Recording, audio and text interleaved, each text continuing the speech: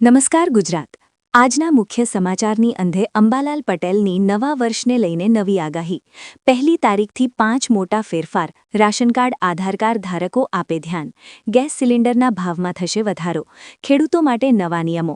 વાહન ચાલકો માટે ટ્રાફિકના નવા નિયમો। જનધન યોજનાને લઈને સૌથી મોટા સમાચાર। આખા ગુજરાતના ખેડૂતો આંદોલન કરશે। જણો કઈ તારીખે ખેડૂતોના ખાતામાં જમા થશે ₹2000નો 22મો હપ્તો। કૃષિ મંત્રીની સૌથી મોટી જાહેરાત। ખેડૂતોના દેવામાં થશે વહાલી દીકરી યોજના અંતર્ગત દીકરીઓને મળશે ₹1,10,000 સુધીની સહાય। નવા વર્ષની શરૂઆત સાથે બેંક ખાતાઓ થશે બંધ।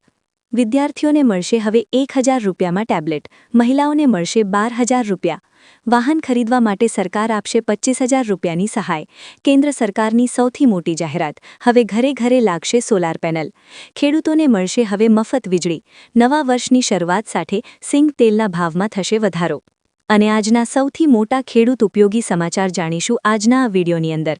મિત્રો, દરેક સમાચાર દરેક માહિતી જણાવીએ એ પહેલા ગુજરાતના જે પણ મિત્રો ચેનલ ઉપર જો પહેલીવાર આવ્યા હોય તો મિત્રો ખાસ કરીને વિડીયોને એક લાઇક કરી ચેનલને સબસ્ક્રાઇબ કરવાનું ભૂલતાની સાથે આજનો આ વિડીયો છે જેને અંત સુધી જોતા રહેજો। સૌથી પહેલા મિત્રો અત્યારના તાજા અને નવા હવામાન સમાચાર ઉપર નજર કરીએ તો ગુજરાતના જાણીતા હવામાન નિષ્ણાંત અંબાલાલ પટેલે રાજ્યના વાતાવરણને લઈને મોટી આગાહી કરી છે। અંબાલાલ પટેલના જણાવ્યા મુજબ નવા વર્ષની શરૂઆત કમોસમી વરસાદ સાથે થઈ શકે છે। જાન્યુઆરીથી લઈને એપ્રિલ મહિના સુધી ગુજરાત રાજ્યના વિવિધ ભાગોમાં માવઠું થવાની શક્યતા છે। આ ઉપરાંત જાન્યુઆરીમાં હાડ થીજાવતી ઠંડી પડવાની પણ શક્યતા છે। જો કે ઉત્તરાયણ પર પવન સારો રહેવાના કારણે પતંગ રસિયાઓ માટે ખુશીના સમાચાર છે। ગુજરાતમાં શિયાળો જામી રહ્યો છે ત્યારે હવામાનમાં ફરી એકવાર પલટો તો આવવાની શક્યતા છે। અંબાલાલ પટેલના જણાવ્યા અનુસાર ડિસેમ્બરના અંત અને નવા વર્ષની શરૂઆતમાં હવામાન બગડી શકે છે। ખાસ કરીને 25થી લઈને 28 ડિસેમ્બર દરમિયાન રાજ્યના કેટલાક વિસ્તારોમાં વાદળછવાયું વાતાવરણ રહેવાની અને વરસાદી ઝાપટા પડવાની શક્યતા છે। આ સમયગાળા દરમિયાન ઉત્તર ભારતમાં હિમવર્ષા થવાની સંભાવના છે, જેની અસર ગુજરાતના વાતાવરણ ઉપર જોવા મળશે। મિત્રો, ત્યાંના સમાચાર ઉપર નજર કરીએ તો નવા વર્ષની શરૂઆત સાથે નવા નિયમો લાગુ થશે। 1 જાન્યુઆરી 2026થી દેશભરમાં ઘણા નવા નિયમો લાગુ કરવામાં આવશે, જેની સીધી અસર તમારા કિસ્સા અને રોજિંદા જીવન પર પડશે, જેમાં બેન્કિંગ, કર, ડિજિટલ ચૂકવણી, રાશન કાર્ડ, સોશિયલ મીડિયાથી લઈને ખેડૂતો સુધી દરેક ક્ષેત્રમાં પરિવર્તન જોવા મળશે। નવા વર્ષની શરૂઆત સાથે બદલાતા નિયમો અને તે તમારી નાણાકીય પરિસ્થિતિને કેવી રીતે અસર કરી શકે છે, ચાલો મિત્રો જાણીએ કે નવા વર્ષથી કયા નવા નિયમો છે એ લાગુ થવા જઈ રહ્યા છે। ચાલો મિત્રો જાણીએ કે પહેલી તારીખથી કયા નવા નિયમો છે એ લાગુ થવા જઈ રહ્યા છે। ખેડૂતો માટે નવો નિયમ લાગુ। ખેડૂતો માટે પીએમ કિસાન યોજનામાં ફેરફાર કરવામાં આવી રહ્યા છે। જાન્યુઆરી 2026થી ઉત્તર પ્રદેશ સહિત ઘણા રાજ્યોમાં ખેડૂત આઈડી ફરજિયાત બનશે। ખેડૂત આઈડી વિના પીએમ કિસાન હપ્તા બંધ કરવામાં આવશે। પ્રધાનમંત્રી પાક વીમા યોજના હેઠળ જંગલી પ્રાણીઓ દ્વારા નુકસાન પામેલા ખરીફ પાક માટે વીમા કવરેજ પણ ઉપલબ્ધ થશે। નુકસાનની જાણ હવે 72 કલાકની અંદર કરવી પડશે। મિત્રો, ત્યાર પછીના સમાચાર ઉપર નજર કરીએ તો જણો કઈ તારીખે ખેડૂતોના ખાતામાં જમા થશે ₹2000નો 22મો હપ્તો। દેશના કરોડો ખેડૂતોની આવક વધારવા માટે કેન્દ્ર સરકાર દ્વારા પ્રધાનમંત્રી કિસાન સન્માન નિધિ યોજના ચલાવવામાં આવી રહી છે। આ યોજના હેઠળ પાત્ર ધરાવતા ખેડૂતોને દર વર્ષે ₹6000ની આર્થિક સહાય આપવામાં આવે છે। આ રકમ ડીબીટી દ્વારા સીધા ખેડૂતોના બેંક ખાતામાં જમા થાય છે। અત્યાર સુધી આ યોજના હેઠળ 21 હપ્તા છે ખેડૂતોને મળી ચૂક્યા છે, પરંતુ મીડિયામાં ફરતા અહેવાલ અનુસાર પીએમ કિસાન યોજનાનો 22મો હપ્તો છે ફેબ્રુઆરી 2026માં જારી થવાની શક્યતા છે। જો કે સરકાર તરફથી હજુ સુધી કોઈ ઓફિશિયલી તારીખ જાહેર કરવામાં નથી આવી। તેથી ખેડૂતોને સલાહ આપવામાં આવે છે કે તેઓ પોતાની પાત્રતા, ઈ-કેવાયસી અને જમીન અથવા તો બેંક સંબંધિત માહિતી છે એ સમયસર પૂર્ણ કરી લે।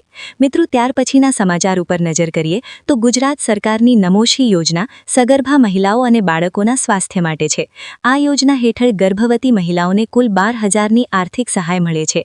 આ લાભ બીપીએલ અને આર્થિક રીતે નબળા વર્ગની મહિલાઓને પ્રથમ 2 સંતાન સુધી મળે છે। સહાયની રકમ ગર્ભ સંસ્કાર, પોષણ અને પ્રસ્તુતિ બાદ રસીકરણ જેવા વિવિધ તબક્કે સીધી બેંક ખાતામાં જમા થાય છે। આ યોજનાનો મુખ્ય હેતુ માતા મૃત્યુદર ઘટાડવો અને પોષણ સ્તર સુધારવાનો છે। તો કે મિત્રો, હવે મહિલાઓને મળે છે ₹12000 સુધીની આર્થિક સહાય। મિત્રો ત્યાર પછીના સમાચાર ઉપર નજર કરીએ તો આખા ગુજરાતના ખેડૂતો આંદોલન કરશે. કિસાન સંઘે સરકાર સામે બાયો ચોડાવી છે અને આખા ગુજરાતના ખેડૂતો આગામી સમયમાં મેદાને ઉતરશે. 12મી જાન્યુઆરીએ તમામ ખેડૂતો એકઠા થશે, જેઓ તેમની અનેક માંગણીઓને લઈને ખેડૂતો ગાંધીનગરમાં એકઠા થશે અને સરકારને રજૂઆત કરશે. શું મિત્રો ગુજરાતના ખેડૂતોની પાક ધિરા લોન છે, માફ થવી જોઈએ કે ના થવી જોઈએ?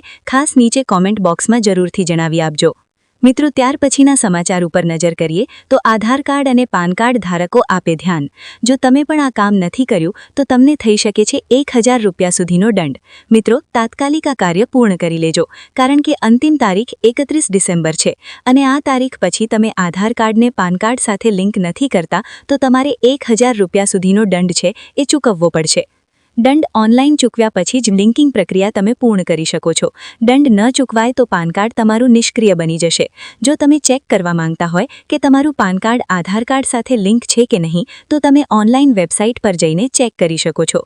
મિત્રો તમે આવકવેરા વેબસાઇટ પર જઈને લિંક આધાર સ્ટેટસ પર જઈને તમારું આધાર કાર્ડ પાન કાર્ડ સાથે લિંક છે કે નહીં એ તમે તપાસી શકો છો. તો આધાર કાર્ડ અને પાન કાર્ડ ધારકો માટે સૌથી મોટા સમાચાર. 31 ડિસેમ્બર અંતિમ તારીખ છે. 31 તારીખ પહેલાં તમારે આધાર કાર્ડને પાન કાર્ડ સાથે લિંક કરવું પડશે, નહીંતર તો તમારું પાન કાર્ડ છે એ આવનારા વર્ષની શરૂઆત સાથે નિષ્ક્રિય બની જશે. મિત્રો ત્યાંના સમાચાર ઉપર નજર કરીએ તો સૌથી મોટા સમાચાર સામે આવી રહ્યા છે વહાલી દીકરી યોજના વિશે. તો તમે સાંભળ્યું હશે, આ દીકરી ગુજરાત સરકાર અને કેન્દ્ર સરકારના માધ્યમથી ગુજરાતમાં ચાલી રહી છે. ગુજરાત સરકારની વહાલી દીકરી યોજના દીકરીઓના ઉજ્જવળ ભવિષ્ય માટે આશીર્વાદરૂપ છે. આ યોજના હેઠળ કુલ 1,10,000 રૂપિયાની સહાય દીકરીઓને 3 તબક્કામાં મળે છે. દીકરી જ્યારે ધોરણ 1માં પ્રવેશ મેળવે છે ત્યારે આ યોજના અંતર્ગત 4,000 રૂપિયા મળે છે. ધોરણ 9માં દીકરી આવે છે ત્યારે 6,000 રૂપિયા અને દીકરીની ઉંમર જ્યારે 18 વર્ષ પૂર્ણ થાય ત્યારે 1 લાખ રૂપિયા મળે છે. વાર્ષિક આવક 2 લાખ રૂપિયા સુધીની ધરાવતા પરિવાર પ્રથમ 3 દીકરીઓને આ યોજના અંતર્ગત લાભ મળશે. લાભાર્થીઓએ આંગણવાડી કે પછી ગ્રામ પંચાયતના જન્મના પ્રમાણપત્ર અને આવકના દાખલાઓ સાથે અરજી કરવાની રહેશે. તો માતાપિતાઓ માટે વહાલી દીકરી યોજનાને લઈને સૌથી મોટા સમાચાર સામે આવી રહ્યા છે. દીકરીઓને મળશે 1,10,000 રૂપિયા સુધીની સહાય. મિત્રો આગળના સમાચાર ઉપર નજર કરીએ તો સૌથી મોટા સમાચાર સામે આવી રહ્યા છે. ખેડૂત પતિ પત્ની બંનેને મળશે હવે પૈસા. ખેડૂતોના ખાતામાં જમા થઈ ગયા છે રૂપિયા. 60 વર્ષથી વધુ વય ધરાવતા તમામ પરિણીત ખેડૂત પરિવાર માટે આવ્યા છે ખૂબ જ મહત્વના સમાચાર. મહત્વની પેન્શન યોજના, જેમાં 60 વર્ષથી વધુ વય ધરાવતા જે ખેડૂત પરિણીત પરિવાર છે જેમને દર મહિને 18,300 રૂપિયાની આર્થિક સહાય આપવા માટે કેન્દ્ર સરકારે પ્રધાનમંત્રી વય વંદના યોજના શરૂ કરી છે. આ યોજનામાં જોડાવા માટે ખેડૂત પતિ પત્નીના તમામ પુરાવા ઓનલાઈન અપલોડ કરવાના રહેશે. જ્યારે પતિ અને પત્નીએ ભરેલા પ્રીમિયમની પૂરેપૂરી રકમ સાથે 18,300 રૂપિયા બેંક ખાતામાં છે એ જમા થઈ જશે. તો કે મિત્રો જો વાત કરીએ તો પ્રધાનમંત્રી વય વંદના યોજનાને લઈને સૌથી મોટા સમાચાર સામે આવી રહ્યા છે. મિત્રો આગળના સમાચાર ઉપર નજર કરીએ તો સૌથી મોટા સમાચાર સામે આવી રહ્યા છે. શું ખરેખર ગુજરાતના ખેડૂતોની લોન માફ થઈ શકે છે? કારણ કે ખેડૂતોની લોન માફી સમગ્ર દેશમાં સૌથી ચર્ચિત વિષય છે અને તેવામાં જ્યારે તેલંગાણાની સરકાર ખેડૂતોની લોન માફ કરતી હોય તો ગુજરાતના ખેડૂતો પણ લોન માફીની માંગ કરી રહ્યા છે. મિત્રો આપણે જણાવી દઈએ તો આજથી 6 વર્ષ પહેલા તેલંગાણાની સરકારે ખેડૂતોની લોન માફ કરી હતી. તેલંગાણામાં સીએમ રેવંત રેડ્ડીએ ખેડૂતો માટે લોન માફીની યોજના જાહેર કરી હતી અને તેમાં તેમણે જણાવ્યું હતું કે 11 ડિસેમ્બર 2018થી લઈને 9 ડિસેમ્બર 2023ના સમયગાળા દરમિયાન જે ખેડૂતોએ લોન લીધી હોય અને મહત્તમ 2 લાખ રૂપિયા સુધીના ખેડૂતોના દેવા છે એ સંપૂર્ણપણે માફ કરવામાં આવ્યા હતા. આ પહેલા પણ ઝારખંડ સરકારે ખેડૂતોને 2 લાખ રૂપિયા સુધીની લોન માફ કરી હતી. ત્યારે ગુજરાતમાં પણ મિત્રો શું ખેડૂતોની લોન માફ થવી જોઈએ?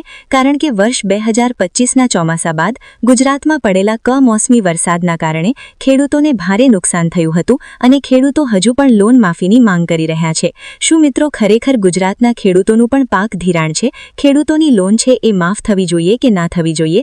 ખાસ નીચે કોમેન્ટ બોક્સમાં જરૂરથી જણાવી આપજો. મિત્રો, દિવસના સમાચાર ઉપર નજર કરીએ તો 27 લાખથી પણ વધુ ખેડૂતોને પ્રાકૃતિક ખેતીની તાલીમ. તો કે રાષ્ટ્રીય કિસાન દિવસ નિમિત્તે કૃષિમંત્રી જીતુભાઈ વાઘાણીએ ગુજરાત રાજ્યના ખેડૂતોને હાર્દિક શુભેચ્છા પાઠવીને જણાવ્યું હતું કે ખેડૂત રાષ્ટ્રની અર્થવ્યવસ્થાની કરોડરજ્જુ છે અને ગુજરાતના ખેડૂત આધુનિક ટેકનોલોજીની વૈશ્વિક સ્તરે પ્રગતિ કરી રહ્યા છે અને છેલ્લા 2 દાયકામાં સમૃદ્ધ અને આત્મનિર્ભર બન્યા છે. સરકારી પ્રજાસત્તાક ખેડૂત કૃષિ વિકાસ દરમાં અગ્રેસર છે. 27 લાખથી વધુ ખેડૂતોને પ્રાકૃતિક ખેતીની તાલીમ પણ અપાઈ છે. તો કે મિત્રો, જ્યારે 23મી ડિસેમ્બરે રાષ્ટ્રીય કિસાન દિવસ હતો ત્યારે ગુજરાતના કૃષિમંત્રી જીતુભાઈ વાઘાણીએ ખેડૂતોને હાર્દિક શુભેચ્છા છે એ પાઠવી હતી. મિત્રો, આગળના સમાચાર ઉપર નજર કરીએ તો સૌથી મોટા સમાચાર સામે આવી રહ્યા છે જનધન યોજનાને લઈને અગત્યના સમાચાર. પ્રધાનમંત્રી જનધન યોજના વિશે તમે સાંભળ્યું હશે ને આ યોજનાના લાભાર્થીઓની સંખ્યા હાલ સમગ્ર ભારત દેશમાં અંદાજે 58 કરોડ 58 જેટલી છે, જેમાંથી રૂપિયા 2.74 લાખ કરોડ રૂપિયા છે જમા છે. આ એકાઉન્ટમાં નાણાકીય સેવાના વિભાગના સચિવ એમ નાગારાજુએ જણાવ્યું હતું કે ચાલુ નાણાકીય વર્ષ 2025ના ડીબીટી દ્વારા 3.67 લાખ કરોડ રૂપિયા ટ્રાન્સફર થયા. આમાં 78.2% ખાતા ગ્રામીણ અને અર્ધ શહેરી વિકાસ વિસ્તારો માટે, 50% મહિલાઓના છે. માર્ચ 2025ના નાણાકીય જે આંકડા સામે આવ્યા હતા ત્યારે 67 પર આંકડો છે એ પહોંચી ગયો છે. તો પ્રધાનમંત્રી જનધન યોજનાને લઈને સૌથી અગત્યના સમાચાર સામે આવી રહ્યા છે. મિત્રો, ત્યાંના સમાચાર ઉપર નજર કરીએ તો નવા વર્ષની સાથે તમારા બેંક ખાતા શું બંધ થઈ જશે? ભારતીય રિઝર્વ બેંકે વર્ષ